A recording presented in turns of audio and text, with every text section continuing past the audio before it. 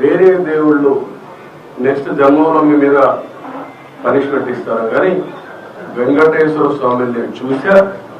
ఎవరైనా వెంకటేశ్వర స్వామికి అపకారం చేసిన వారు, తలపెట్టిన వారు ఈ జన్మలోనే పనిష్మెంట్ తీసుకున్నారు. మీరు తిరుపతిలో కూడా చాలా ఇన్సిడెంట్ ఒకసారి లెక్కేసుకోండి.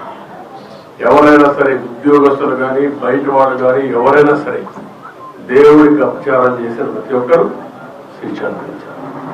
ఈ విషయాలు గుర్తుపెట్టుకోవాల్సిన అవసరం. కేంద్రం చేశారు. ఎర్రచంద్రాన్ని కూడా నేను గోడలో పెట్టాను, మీరు చూసుకుంటాను. గోడలో కూడా వెళ్ళబోతా ఉంది. ఎర్రచంద్రం స్మగ్లర్కే సీట్ ఇస్తే ఏం మాట్లాడతారు? చట్టాలు కూడా ఒక చేతులకు అప్పచెప్పేస్తున్నారు. చాలా ఉన్నాయండి, ఒకటి మాట్లాడడం కాదు, చాలా ప్రక్షాళన చేయాలి. ఇంకా వీళ్ళు డబ్బులు, రౌడీజం, దీంతోనే రాజకీయం చేయాలనుకుంటే ఏమీ జరగదు.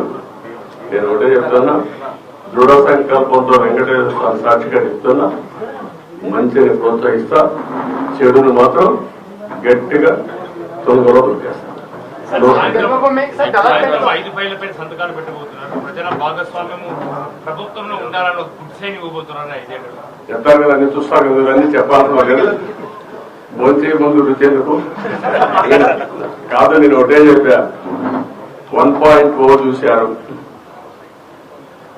2.0 చూశారు, 3.0 చూశారు, 4.0 వచ్చారు. ఇప్పుడు మీరు చూడబోతున్నారు. అందుకే అందరికి అపీల్ చేస్తున్న ఆఫీసర్లు కూడా, ఎంప్లాయీస్ కూడా అపీల్ చేస్తున్నా, రాజకీయ కార్యకర్తలకు అపీల్ చేస్తున్నా.